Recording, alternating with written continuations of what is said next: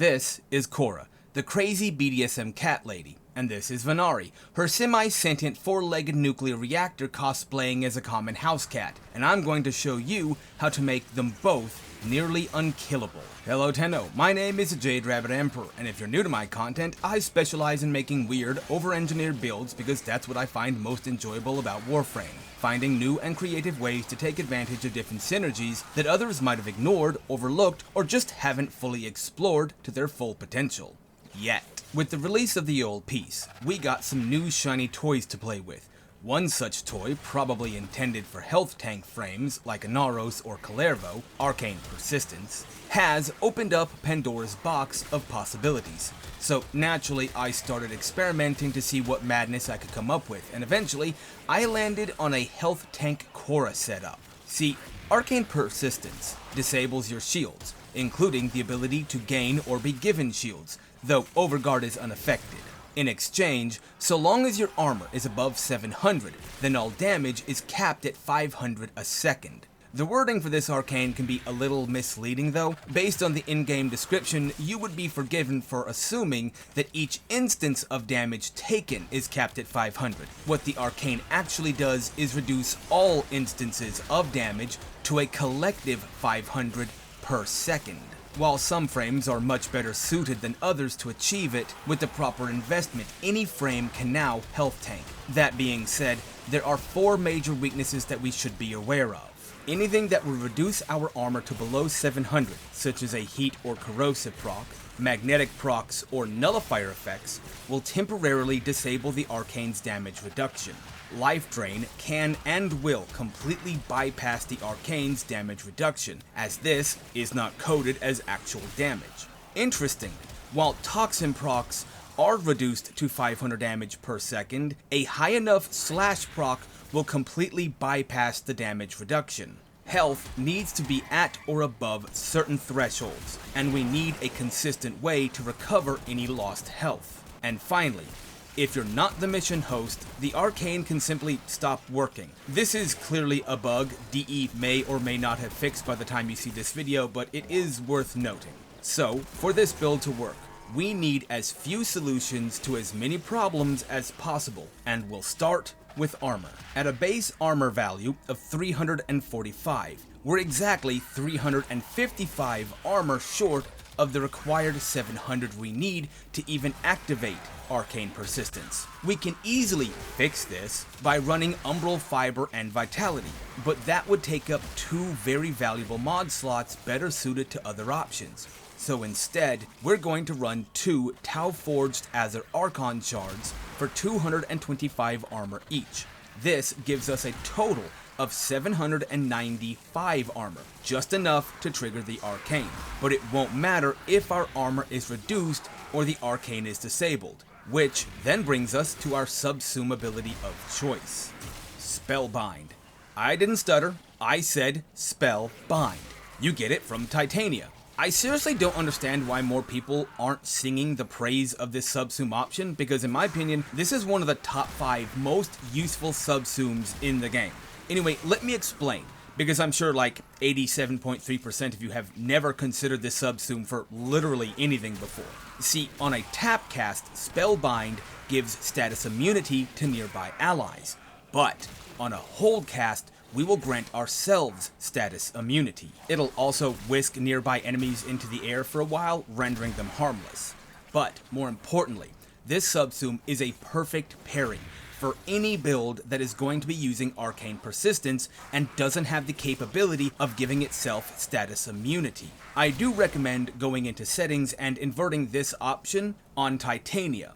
This changes the hold cast requirement into a tap cast, so we can more easily get the status immunity for ourselves. Now, as long as we maintain the duration of this ability, we don't have to worry about heat, corrosive, or magnetic procs ever disabling this arcane. We are immune to those negative side effects, meaning the only thing we now have to worry about are nullifier bubbles. And that's pretty easy to avoid. You kinda see them coming, and if you don't, maybe get glasses. And you might assume we would place this Subsume over our third ability, Venari, and normally you would be right. However, for this build, we absolutely do need the Venari ability, so we're going to be subsuming over our second ability, Snare. The reason for this is that we need the ability to revive Venari if and when she goes down, as companion mods can't decrease her recovery time. It is a preset, hard-locked 45 seconds. Moving on to the health requirements, we need to hit at or above a value of 1000 for consistent survivability, and again, with Umbral Fiber and Vitality, we could have hit a value of 1069. Nice. But that wouldn't have left us with much wiggle room in terms of mod options, so we're going to run Archon Vitality and Arcane Blessing instead. This can get us to a total of 2,130 health. That's more than double what Umbral Fiber and Vitality would have achieved. Archon Vitality isn't a requirement for the build, but it does allow us to build into more potential damage with Venari explained later in the video. The only issue now is needing to pick up health orbs to maintain those higher health values. But being the mad scientist that I am, I've already accounted for that potential problem with a multi-pronged solution that builds into other aspects of the build. This wouldn't really be an over-engineered build if I hadn't accounted for damn near every possibility now, would it? In order to maintain a constant supply of health orbs, we're going to run Synth Deconstruct on both Venari and our secondary companion. This way, each of their kills have a 24% chance to generate a health orb, which can then be triggered by Contagious Bond once per enemy killed by the cascading effect. A single Violet Archon shard on Khora then allows us to convert those health orbs into free energy, which Arcane Blessing quickly gets us back to that 2,130 health value if and when needed. Next, let's quickly tackle our energy economy, while we're kind of already on the topic. Prime Flow gets us to a value of 641 total energy, and due to Arcane Persistence, removing our shields, all damage goes directly to our health. So, we're going to capitalize on that by running Hunter Adrenaline, which will convert 45% of that damage into free energy alongside the Violet Archon Shard. Importantly, Hunter Adrenaline converts the damage we take into energy after the damage reduction effective Arcane Persistence is applied. We can gain a maximum of 225 energy a second, so long as we take 500 damage from a single source in that second. But, generally speaking, we won't gain that much per instance of damage taken. Lastly is Archon Stretch. Venari's claws will be modded for electric. This allows Venari to passively regenerate 2 energy a second as her claws count as ability damage. This isn't a requirement of the build, mind you, so a normal stretch will be just fine. But if you are looking for another way to capitalize on free energy, well, there you go. That just leaves us with the rest of the mods for the Khora build. Due to pre-existing polarities, I've gone with Blind Rage, Prime Continuity, Cunning Drift, and Archon Stretch. I can't really recommend changing anything around for a different configuration though. Everything we need is properly covered, and investing more into something might negatively impact other aspects of the build. This ultimately leaves us with 2 mod slots, which we can dedicate to accumulating WhipClaw and pilfering Strangledome, Khora's 2 most important augment mods. This is why I refused to use the Umbral mods. It would have limited us to just one of the 2 mods, and I wanted to ensure both power, survivability, and versatility for the build. Most of the Khora builds I've seen that use both of these augments are sacrificing survivability for damage and utility. People like to claim that if I nuke the room, I don't have to worry about my survivability, but then get on Reddit and complain about how squishy a frame feels. Oh, I mucking wonder why. Raw damage can only take you so far in a horde shooter like Warframe. As for our Aura mod, we're going with Summoner's Wrath. Both Venari and our secondary companion, a Vulpaphyla, will benefit from this aura. And normally I would explain how and why, but instead I'd much rather you go watch MC Gamer's video on this topic, as he did an amazing job breaking the mod down, way better than I ever could. While I've not had the pleasure of talking with them myself, their content goes so much more in depth than I ever could on the inner workings of different mechanics and has been a go-to source of knowledge for myself. If you see this video, MC, I would love to be able to pick your brain one day. I have so many questions that the wiki just doesn't even begin to touch on, and I've had to run literal hours or weeks of testing in the simulacrum to figure out what you may already know the answer to, so, Anyway, let me stop fangirling. Moving right along to our primary and secondary weapons. As WhipClaw is going to be dealing the majority of our damage, we aren't limited in options for our primary or secondary weapons, so long as we use the primary and secondary dexterity arcanes respectively. These two arcanes give a 360% damage increase to their respective weapons when we get a kill with WhipClaw, but more importantly, WhipClaw then gains a 15-second combo duration increase. This ensures we can move around the map, use our abilities, etc., without the immediate risk of losing our combo count and lowering our damage potential for WhipClaw. Your equipped melee also doesn't really matter because set bonus mods don't trigger nor transfer to or from pseudo-exalted weapons like the WhipClaw, so we can't do anything with them. Keeping in mind, unlike true exalted weapons, pseudo-exalted weapons also can't perform a heavy attack. They're much more of an ability than an actual weapon. Speaking of WhipClaw, this is a pretty bog standard build, save for healing return. There are some finer details to cover though.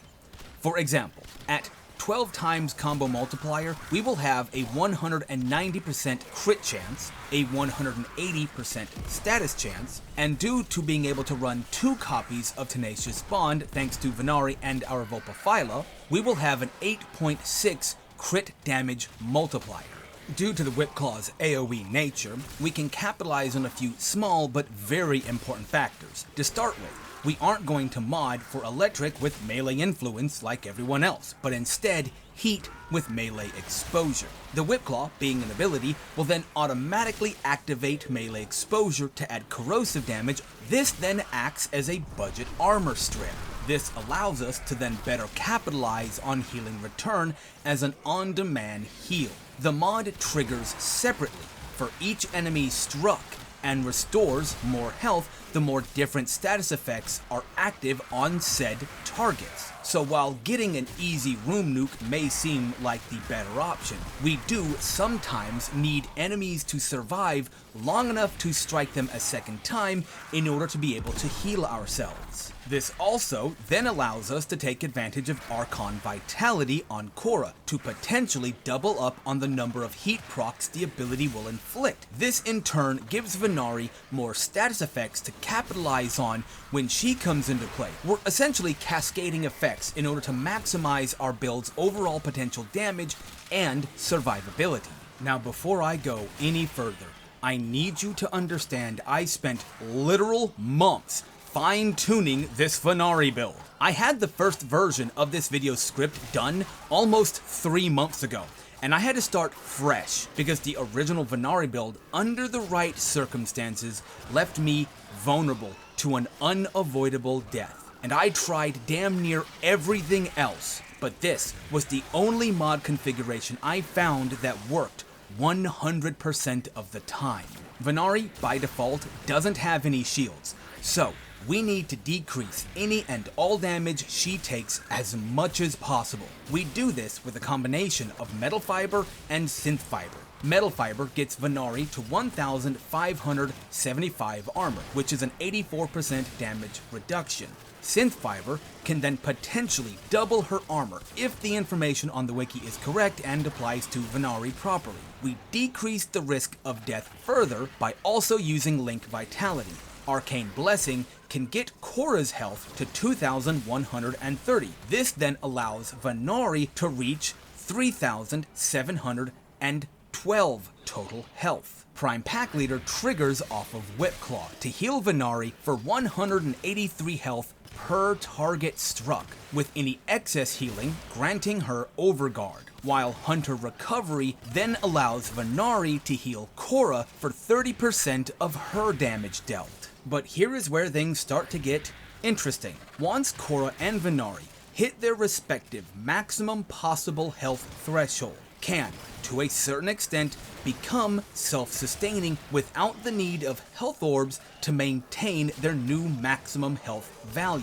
But taking enough damage can overwhelm the healing effect, thus why we need the Venari ability. That way, if Venari dies, we can instantly revive her to begin the loop anew. Essentially, what is happening here is once Khora hits 2,130 health, the game registers that as her new health value. So, Hunter Recovery is trying to restore her to that amount, while Prime Pack Leader is trying to do the same for Venari. This only seems to stop being the case when Khora takes enough damage to drop her to below her original health value of 930, thanks to Archon Vitality. As we're going to be using a Vulpaphyla alongside Venari, that means we can double up on the effect of Tenacious Bond as mentioned before, giving us an extra 2.4 times universal crit damage multiplier. Our Vulpaphyla also gains a 6-second recovery time reduction per headshot kill. Keeping in mind Venari's recovery time is hard-locked at 45 seconds, and thus cannot benefit from Tenacious Bond's recovery time reduction. And, as mentioned before, Contagious Bond can trigger Synth Deconstruct, causing each enemy caught in the Cascade of Death to have a 24% chance of dropping a health orb, a key mechanic for this build. That then just leaves Sharpened Claws for a little bit of extra damage for Venari and a single target armor strip, making it a little bit easier for Contagious Bond to trigger and deal maximum damage potential. And finally, Primed Animal Instinct to save a little bit of mod space on our Vulpaphyla. We are finally reaching near the end of the video and can move on to the last few puzzle pieces, starting with our Panzer Vulpaphyla. And I think we've dragged this out long enough and/or you've gotten enough of an understanding of the madness behind the logic. Prime Pack Leader, so our Vulpaphyla can heal Khora like Venari. Hunter Recovery, so Khora can also heal our Vulpaphyla if and when necessary. Contagious Bond and Synth Deconstruct, so that they can nuke the room and generate the health orbs we need as a key mechanic for the build. Tenacious Bond, to double up on its effect. Fetch, to retrieve our loot. Resourceful Retriever, to potentially double up on our loot. Hunter Command, so that we can direct the Vulpaphyla to attack in a desired direction. And Panzer Devolution alongside Viral Quills. Something that I do want to note, however, is that the set bonus mod for the Hunter set specifically does not apply to Venari, only our Vulpaphyla. The builds for our Venari and Vulpaphyla's claws are very similar, but serve different roles for the overall build. Venari, with the balanced posture, focuses her attack on a single target at a time, while the Vulpaphyla, with frenzied posture, spreads its attacks out to as many targets as possible. Venari will have Shocking Claws to trigger Archon Stretch, as her attacks count as ability damage, complemented with Magnetic Claws, so that she can more easily strip Overguard, especially when Contagious Bond triggers. While the Vulpaphyla will have Burning Claws and Radon Claws, alongside Disabling Conditioning, which converts the Vulpaphyla's physical damage into puncture, lowering enemy damage output, but also increasing the crit chance of attacks against that target. Heat lowers the enemy's armor by 50%, and Radiation acts as a potential 6th element type to then get spread when Contagious Bond triggers either by Venari or the Vulpaphyla.